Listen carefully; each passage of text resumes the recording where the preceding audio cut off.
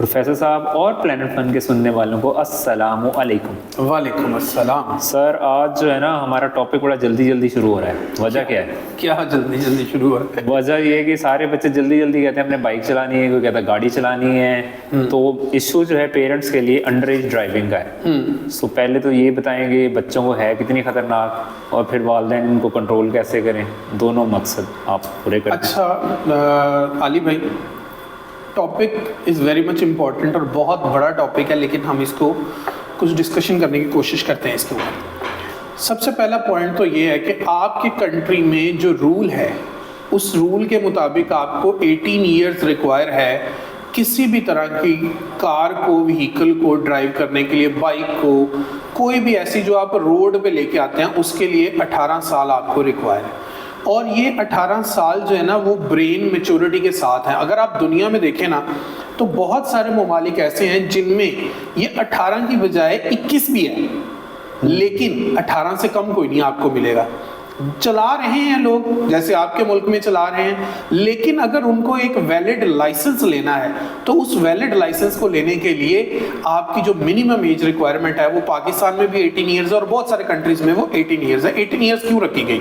क्योंकि medically proven है कि ब्रेन मैच्योरिटी जो है वो आपको 18 साल के करीब इतनी आ जाती है कि अगर आपको कोई सिचुएशन हैंडल करनी पड़े तो आपका माइंड आपका साथ देता है और आप उसको पॉजिटिवली डील कर सकते हैं। जब भी हम ड्राइविंग करते हैं तो हमारे सामने ऐसी सिचुएशंस आती हैं, कभी आप गाड़ी लेके निकले तो आगे बाइक वाला रुक गया, कभी आपने गाड़ी लेफ्ट को टर्न करनी है तो नीचे से कोई रिक्शे वाला आ गया।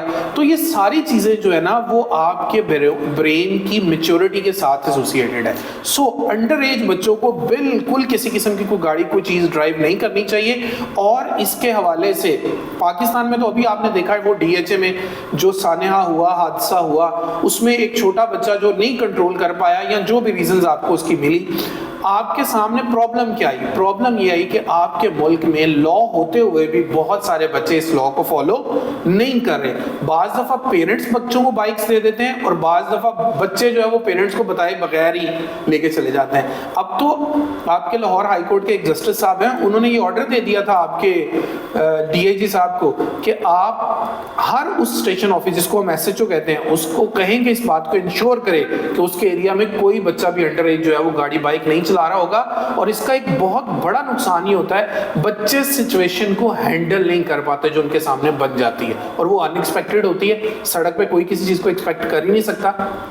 अच्छा, इसमें देखें तो एक तो ये वाली बात है जब हम इसको अपने रेट को इन्फोर्स करते हैं, जैसे पतंगबाजी थी जी जी। उसमें तो वो एक घर से उड़ा रहा है तो हमने जब कंट्रोल करने पे आई है हमारी पुलिस या इदारे तो कंट्रोल कर लिया, और उससे मैक्सिमम खुदा न खासा एक जान के कम से कम जाने का खतरा होता है। लेकिन जैसे अभी आपने उस वाक़े का तज़किरा किया उसमें 6-7 लोगों की डेथ हो गई और ये फिर फाइनेंशियल भी नुकसान होता है पेरेंट्स का और वो सूरत हाल हो गई। तो बच्चों की कोचिंग कैसे करें? बच्चे देखें एनर्जी होती है, वो कहते हैं मतलब अच्छा उनको लगता है स्पीड या थ्रिल जो होता है, क्या करें फिर पेरेंट्स? जो मामला ये है ना कि बच्चों की कोचिंग कैसी करें, तो आपका सिटी ट्रैफिक पुलिस का जो एजुकेशन विंग है इस वक्त वो बहुत ज़्यादा इसके ऊपर काम कर रहा है। वो स्कूल्स में जा रहा है, वो एजुकेशनल इंस्टीट्यूट कॉलेजेस में जा रहा है और वो यूनिवर्सिटीज़ तक में जाके अपने लेक्चर्स दे रहा है। और पंजाब ट्रैफिक पुलिस का एक बहुत अच्छा इक़दाम है कि इन्होंने अपना एक एजुकेशन विंग बिल्कुल अलग रखा है जो जाके लोगों को ये बताता है, बच्चों को ये बताता है जो ड्राइविंग कर रहे हैं, जो अंडर एज बच्चे हैं और ड्राइविंग कर रहे हैं, वो उनको ये बताता है कि इसके नुकसानात क्या हुए हैं, क्योंकि उन्होंने ये सारी चीजें रोड के ऊपर ऑब्जर्व की हैं।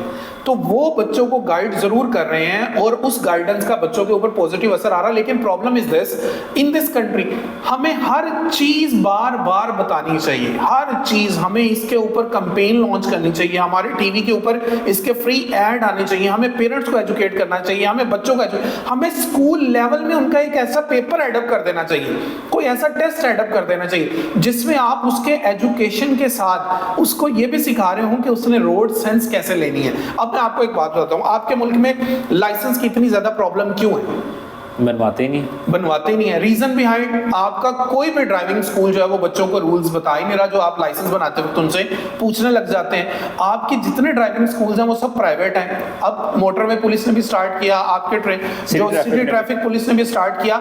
यहाँ पर आप प्रॉपर एजुकेशन देकर बच्चों से टेस्ट ले रहे हैं, लेकिन जब आपके प्राइवेट एजुकेशन स्कूल है, लिखा होता है ड्राइविंग सीखे, वो आपको गाड़ी पे बिठा के अगले दिन सड़क पे ले जाते हैं, 2-3 दिन चलवा के आहिस्ता सी गाड़ी आपको कहते हैं। अब आप जब ड्राइविंग के लिए जाते हैं लाइसेंस के लिए, आपको पता चलता है वहां पे तो आपसे वो साइंस भी पूछ रहे हैं, वहां पे तो आपसे सिचुएशंस भी पूछ रहे हैं। अब आपके जो ड्राइविंग स्कूल्स हैं वो ड्राइविंग स्कूल किसी इंस्टीट्यूट से रजिस्टर्ड ही नहीं है, और वहां के ड्राइविंग इंस्ट्रक्टर्स ऐसे हैं बाज जिनके पास अपना लाइसेंस नहीं है।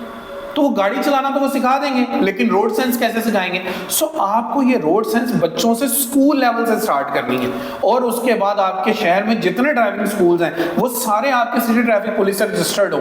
वहां पे सिखाने वाला पहले उसका तो ट्रायल ले लें, पहले उसको तो चेक कर लें कि क्या वो प्रॉपर डिलीवर कर भी सकता है या नहीं कर सकता। अच्छा, वैसे हम जब अंडर एज की बात करते हैं वो हो गया, और बाकी जो मतलब जिनकी एज भी पूरी हो चुकी है वो वन व्हीलिंग कर रहे होते हैं, मतलब वो यही हुआ कि प्रॉपर उनकी कोचिंग नहीं हुई कि रोड सेंस जो आप बात कर रहे हैं कि भाई मेरी जान भी कीमती है और जो सामने गुजर रहा है या गाड़ी वाला आ रहा है उसकी जान भी कीमती है। ये तो जरूरी है ना, आपने रिस्पॉन्सिबल सिटीजन इस मुल्क के लोगों को बनाना है। अगर उसने एज उसकी पूरी भी हो गई है, अगर वो इस तरह की बाइक चला रहा है और उस रोड पे चला रहा है जिसपे लोग जो है वो ठीक तरीके से गाड़ियां चला रहे हैं, तो वो तो अपनी जान भी खतरे में डाल रहा है दूसरों, उसके ऊपर तो लॉ को पूरे तरीके से एक्ट करना चाहिए। क्रिमिनल एक्टिविटी वो तो जी बिल्कुल, ये तो क्रिमिनल एक्टिविटी है, और आपका लॉ जब तक एनफोर्स आप नहीं करेंगे ऐसे लोगों पे तो ये चीजें कम नहीं होंगी। ये बात आप याद रख लें। आपने जो बड़े लोगों का कहा, मैं कहूँ आपको कहूँ कि जो बुजुर्ग हो जाते हैं हमारे, उनको भी गाड़ी चलाने नहीं देनी चाहिए हमें।